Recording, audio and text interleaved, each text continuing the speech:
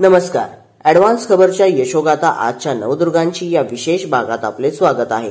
यावेळी आपण शिक्षण क्षेत्रात उल्लेखनीय कामगिरी केलेल्या दुर्गांची जीवनगाथा पाहणार आहोत.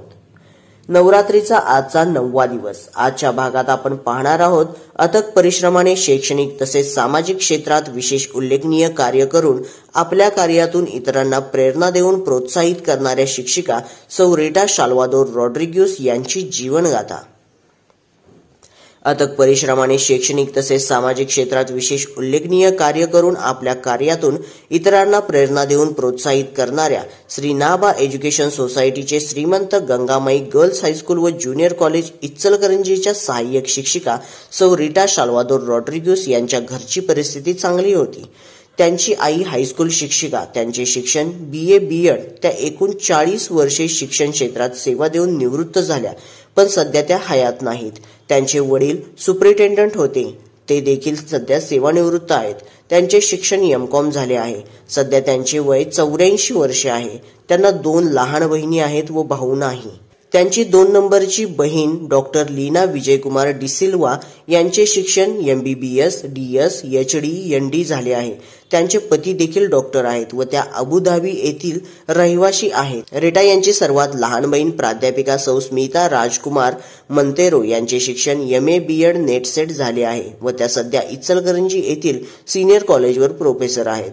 त्यांचे पतीचे जनरिक मेडिकल आहे. शिक्षण घेतानाची परिस्थिती चांगली असली तरीही कष्टाची होती. एकत्र कुटुंब पद्धतीमुळे काम करून शिक्षण घ्यावे लागत होते. रीटा यांचे प्राथमिक शिक्षण श्री सौ गंगामाई विद्या मंदिर इचलकरंजी, माध्यमिक शिक्षण श्रीमंत गंगामाई गर्ल्स हायस्कूल व ज्युनियर कॉलेज इचलकरंजी तसेच college Govindrao junior college Ichalkaranji येथे झाले.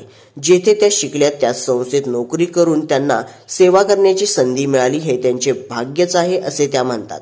प्राथमिक व माध्यमिक शिक्षणात कायम प्रथम क्रमांक व पुढील शिक्षणातही प्रथम श्रेणी. कायम पहिल्या 3 नंबरमध्ये राहण्याची त्यांना सवय, त्यामुळे त्यांनी खडतर परिश्रम कायमच घेतलेत. रीटा यांचे लग्न साल्वादोर रॉड्रिग्यूस यांच्याशी 1994 साली झाले.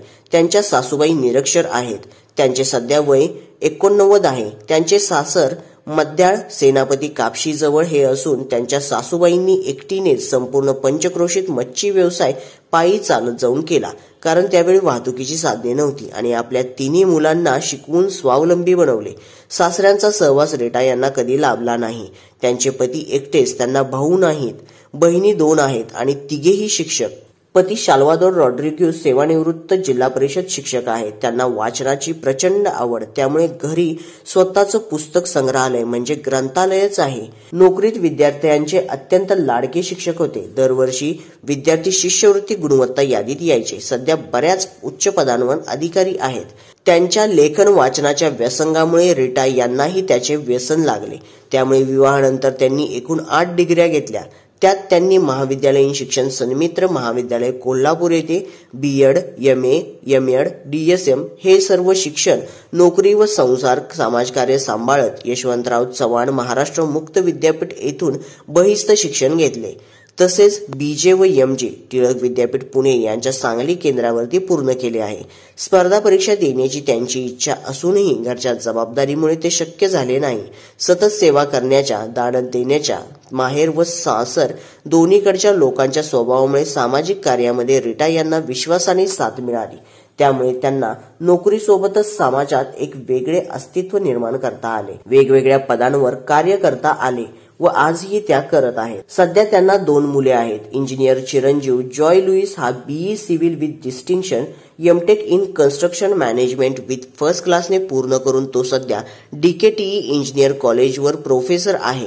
शिवाय नाटकाच्या एका टीम सोबतही काम करतो. शॉर्ट फिल्मसाठी पण काम करतो आणि त्यांची कन्या कुमारी ग्रीस हिने BSc मॅथ्स विथ डिस्टिंक्शनने पूर्ण करून सध्या ती लॉ करत आहे. त्यांच्या दोन्ही नंदा शिक्षिका असून स्वामी विवेकानंद शिक्षण संस्थेत आहेत. मोठी ननंद मुख्याध्यापिका पदावरून सेवानिवृत्त आणि दुसऱ्या अजून नोकरीत आहेत. त्या दोघीही रीटा यांच्या जिवलग मैत्रिणी आहेत. 30 वर्षात एकदाही कोणत्याही कारणावरून त्यांच्यात भांडण झालं नाही, कारण सगळेच समजूतदार. सगळे अधिकार त्यांच्या माय म्हणजे सासूबाई यांच्याकडे आहेत.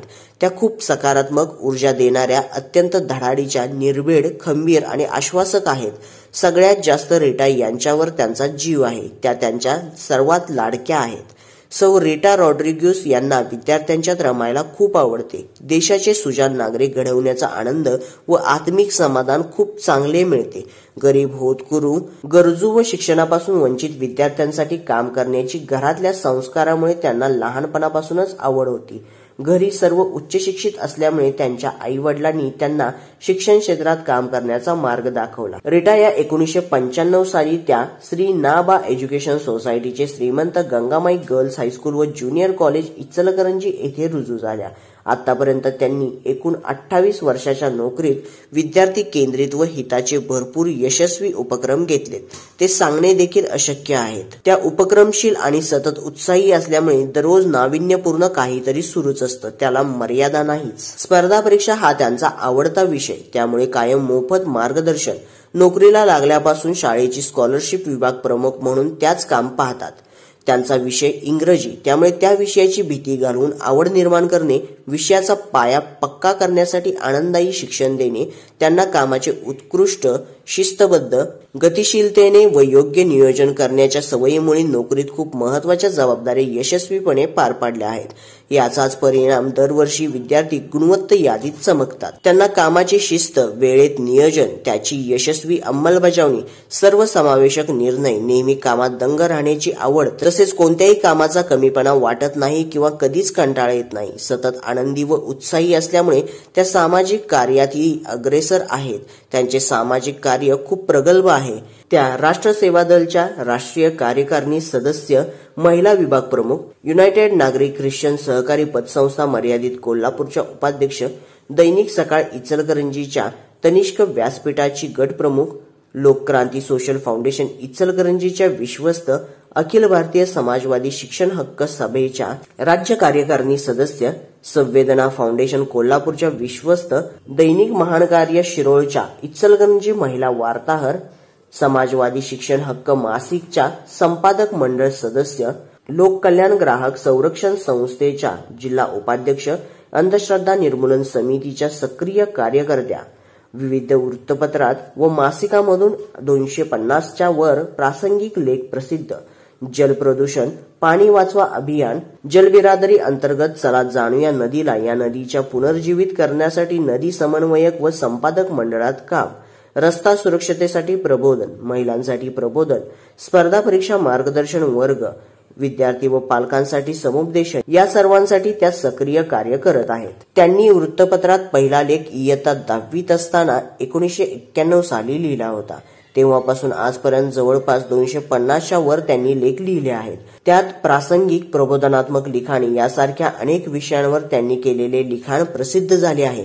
त्यांच्या लेखणीचे पहिले वाचक, त्यांचे प्रेरणास्थान, मार्गदर्शक, साथीदार, टीकाकार त्यांचे पती आहेत. त्यांच्या लेखणीला ते कधी शांत बसून देत नाहीत. नवनवीन विषय शोधणे, त्याला दिशा देणे हे कायमच ते करत असतात. तसेच त्यांची दोन्ही मुले देखील त्यांच्या लिखाणाचे वाचक व प्रेरणास्त्रोत आहेत. त्यांनी कविताही केल्या आहेत आणि त्या प्रसिद्धही झाल्या आहेत. एकवोटा ओरवी उजवाड या बेंगलोरहून प्रसिद्ध होणाऱ्या कोकणी मासिकासाठी देखील त्या कोकणी भाषेत लेख लिहितात. तेही प्रसिद्ध झाले आहेत. या मासिकाला 25 वर्ष पूर्ण झाली आहेत. त्यांनी 5 पुस्तकाचे संपादनही केले आहे, तेही विना मोबदला. ती सगळी पुस्तके प्रकाशित झालेली आहेत. त्यांनी रस्ता सुरक्षितता यासाठी असणाऱ्या ट्रॅफिक या एकांकिकेसाठी सहाय्यक दिग्दर्शनाचे काम केले आहे. त्याचे बरेच प्रयोग झालेत. कोविड काळात संवेदना फाउंडेशन ग्रुपने त्याची टेलिफिल्म करून ती युट्यूबवर रिलीज केली आहे. त्यांच्या टीमच्या त्या सदस्य आहेत. तसेच कोविड काळात त्यांनी स्वतः दिग्दर्शन करून 40 मिनिटाची डॉक्युमेंटरी फिल्म केलेली आहे. कोल्हापूर जिल्ह्यातील पहिली आदर्श राष्ट्रपती पुरस्कार विजेत्या मुख्याध्यापिका व त्यांचे पती यांच्या जीवनावरती आधारित आहे. त्यासाठी त्यांनी 6 महिने कष्ट घेतले. तीही युट्यूबवर रिलीज आहे. त्याचे नाव आहे जनविलास. चला जाणूया नदीला हा कार्यक्रम राज्यातील 108 नदी खोऱ्यातून चालू आहे. अमृतवाहिनी मसुदा रिपोर्ट्स तयार होणार आहेत. त्या रिपोर्ट्सची छाननी करण्यासाठी जलबिरादरीच्या वतीने संपादकीय मंडळात त्यांची निवड झाली आहे. सध्या त्याचे देखील काम सुरू आहे. त्यांचा सरकारी योजनेतही सक्रिय सहभाग असतो. जनगणना, निवडणुका, कोविड काळातील सर्वेक्षण, शाळाबाह्य विद्यार्थी सर्वेक्षण, विविध प्रशिक्षण अशा अनेक शासनाच्या कामामध्ये सहभागी होऊन त्यांनी कार्य केले आहे. त्यांना कामाची खूप आवड आहे. त्या कामे पण अगदी मनापासून करतात, त्यामुळे त्यांना छंद जोपासता येतात. रिकामा वेळ त्यांना नसतोच. काम हीच पूजा, कामात बदल हीच त्यांची विश्रांती आहे. आतापर्यंत त्यांना अनेक पुरस्कार मिळाले आहेत. 2015 साली त्यांना सावित्रीच्या लेकी आदर्श शिक्षिका पुरस्कार, 2019 मध्ये राज्यस्तरीय आदर्श शिक्षण स्वामिनी गौरव पुरस्कार, 2020 साली राज्यस्तरीय क्रांतिज्योती सावित्रीबाई फुले गुणवंत शिक्षिका पुरस्कार व रोटरी नेशन बिल्डर अवॉर्ड, तसेच 2023 मध्ये त्यांना आदर्श जिल्हास्तरीय कलारत्न पुरस्कार प्राप्त झाला आहे. अशा या अथक परिश्रमाने शैक्षणिक तसेच सामाजिक क्षेत्रात विशेष उल्लेखनीय कार्य करून आपल्या कार्यातून इतरांना प्रेरणा देऊन प्रोत्साहित करणाऱ्या आजच्या नवदुर्गेला ॲडव्हान्स खबरचा मानाचा मुजरा.